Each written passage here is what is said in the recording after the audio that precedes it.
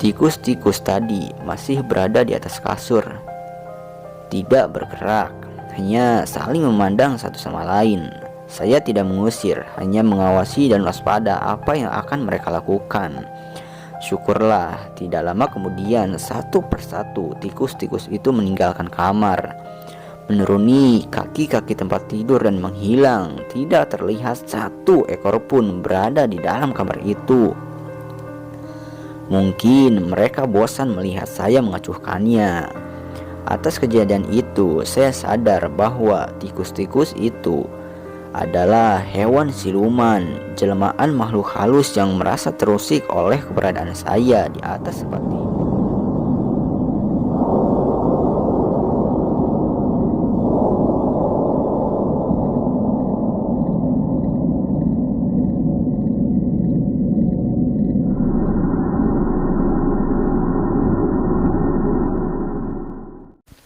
Assalamualaikum warahmatullahi wabarakatuh. Selamat datang kembali di channel Galeri Horor.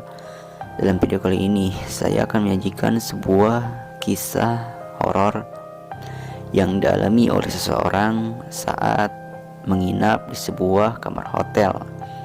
Dan silahkan ambil tempat yang paling nyaman agar tidak terganggu oleh siapapun. Dan untuk teman-teman yang belum subscribe channel ini, silahkan subscribe terlebih dahulu karena tidak merugikan sama sekali. Dan untuk nama-nama dalam cerita ini saya samarkan. Apabila ada kesamaan dalam nama, mohon maaf sekali. Dan tanpa basa-basi lagi, langsung saja menuju ke ceritanya.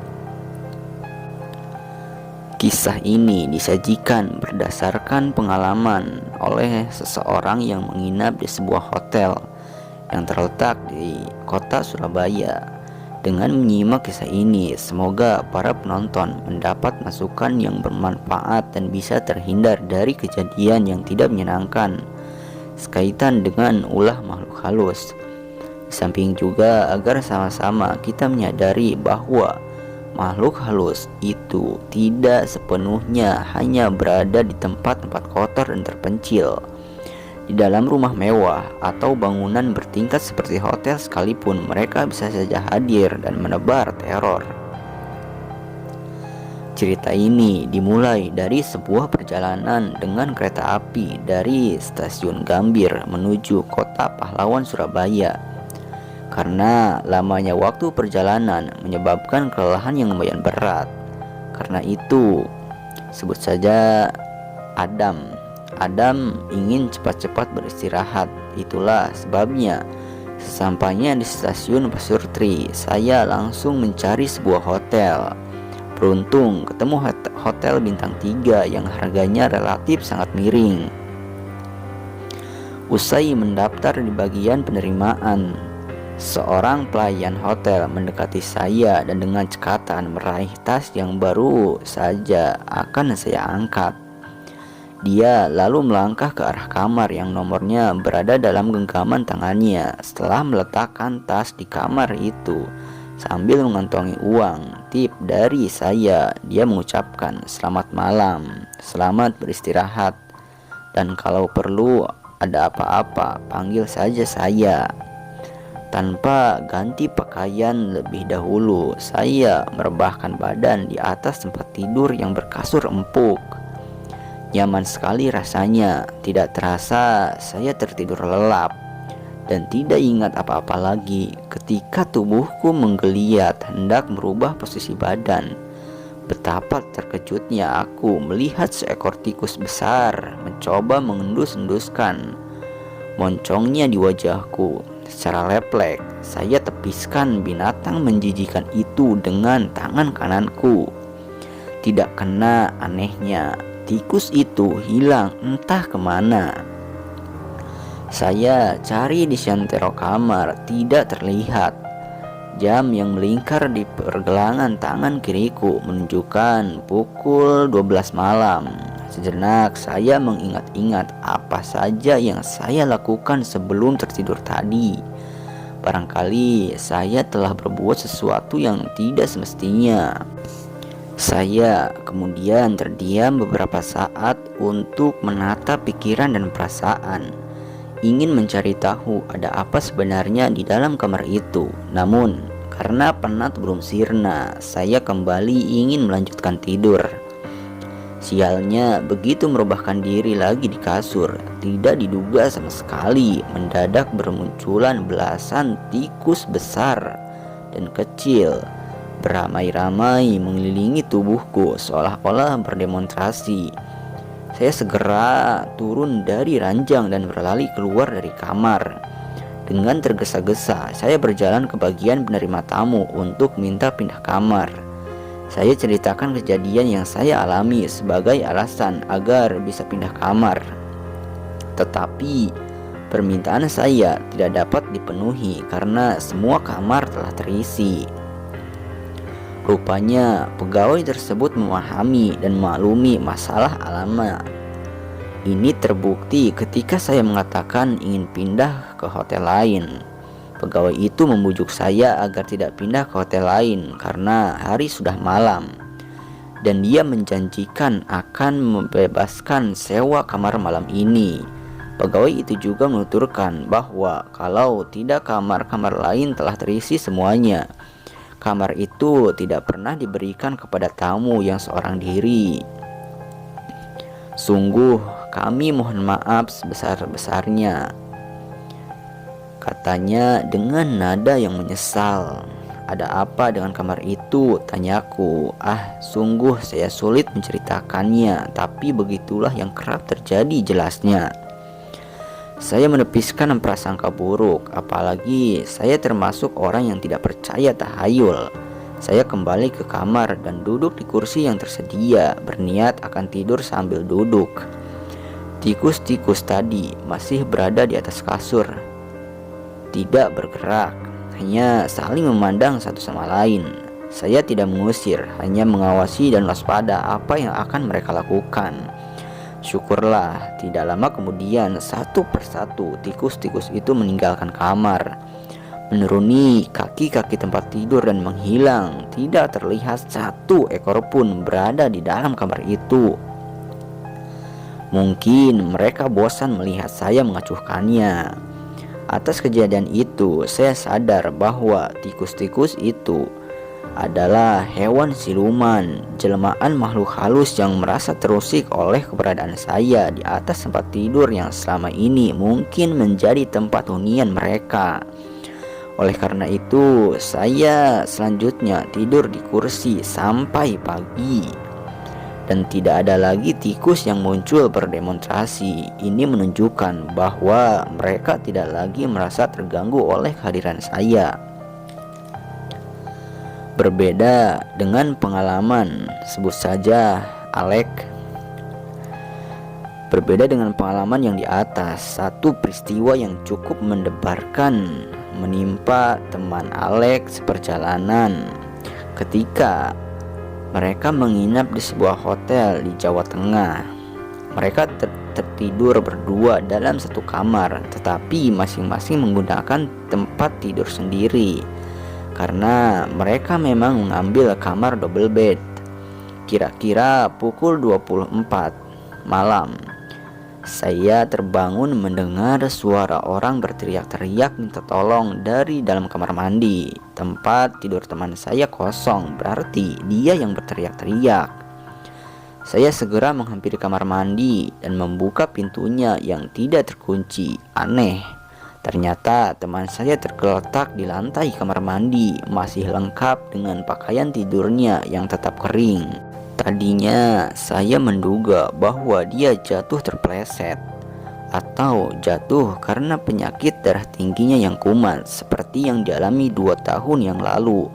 Sewaktu bermain golf, dia terjatuh hingga harus dirawat di rumah sakit dikarenakan penyakit darah tingginya.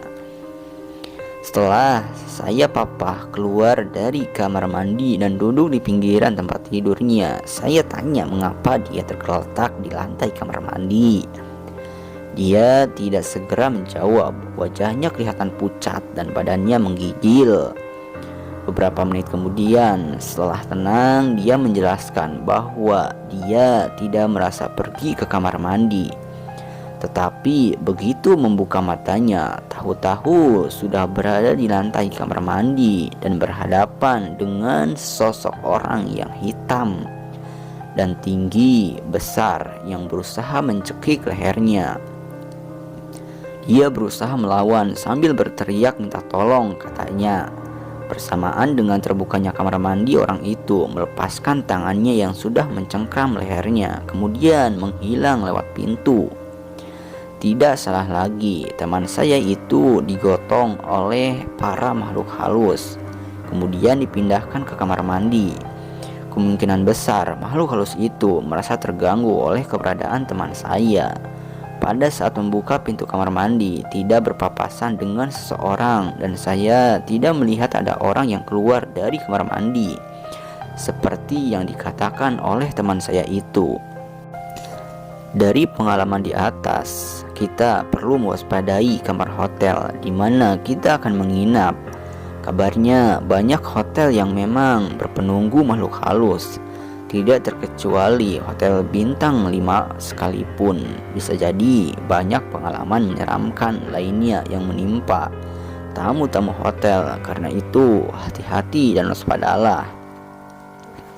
Kamar hotel yang mewah bukanlah tempat aman dari gangguan makhluk halus. Ada banyak kisah berupa kesaksian dari mereka yang menginap di hotel dan mengalami gangguan makhluk halus. Sekaligus dalam video kali ini ada tips untuk menghindari gangguan makhluk halus saat menginap di hotel. Yang pertama, saat mendaftar kita minta pada petugas agar diberikan kamar yang aman dan nyaman, tidak ada gangguan apapun, karena petugas hotel biasanya sangat paham betul tentang keadaan kamar-kamar hotel tempat mereka bekerja. Dan sebelum menempati kamar, kita periksa dulu keadaannya mengenai segala sesuatu yang bisa dilihat dengan mata telanjang. Apakah cukup terang, bersih, dan tidak ada yang meragukan. Dan yang ketiga, kamar itu kita periksa mengenai hal-hal yang tidak terlihat oleh mata. Caranya setidaknya dengan mengandalkan kepekaan kulit kita. Apakah di dalam kamar itu ada kekuatan atau energi yang menyebabkan kulit kita, terutama di lengan dan telapak tangan, terasa dingin yang berbeda dengan dinginnya AC. Bahkan mungkin menyebabkan bulu lengan dan bulu kuduk berdiri. Atau mungkin ada energi yang menyedot atau menarik tangan kita. Jika ada, kemungkinan dalam kamar itu ada makhluk halus yang menghuninya. Tetapi bisa juga karena ada faktor alam yang mempengaruhinya. Misalnya di bawah kamar itu ada aliran atau sumber air yang cukup deras. Ini pun dapat mempengaruhi orang yang tidur di dalam kamar itu merasa tidak nyaman. Dan kita coba memeriksa hal yang tidak terlihat mata dengan mengandalkan mata batin kita, dengan niat untuk mengetahui adakah hal gaib di kamar itu yang mungkin bisa mengganggu ketenangan kita. Kita berdiri atau duduk, berusaha hening, pejamkan mata, perlahan-lahan singkirkan pikiran dan perasaan. Lakukan untuk jangka waktu tertentu agak lama, dan kalau perlu ulangi lagi dengan niat semula. Setelah beberapa saat biasanya kita mendapat jawabannya. Ini tergantung dari kepekaan dan kebersihan lahir dan batin kita masing-masing. Pada dasarnya semua orang dapat melakukan ini, namun memang memerlukan latihan. Dan yang terakhir, mintalah perlindungan kepada Allah yang Maha Sakti, yang tidak bisa dikalahkan oleh siapapun. Karena jika kita telah berlindung kepada Allah yang Maha Sakti dan Maha segalanya, sudah tentu kita akan dilindungi dan akan selamat dari mara bahaya dan dari para makhluk halus. Mungkin ceritanya seperti itu. Dan untuk teman-teman yang mempunyai kisah-kisah misteri atau horor, bisa dibagikan ke channel ini lewat email yang sudah saya cantumkan di deskripsi. Dan apabila ada perkataan-perkataan yang kurang enak didengar, mohon maaf sekali. Dan saya mohon kepada teman-teman untuk doa dan dukungannya agar channel ini bisa berkembang. Amin ya rabbal alamin. Sekian dari saya. Wassalamualaikum warahmatullahi wabarakatuh.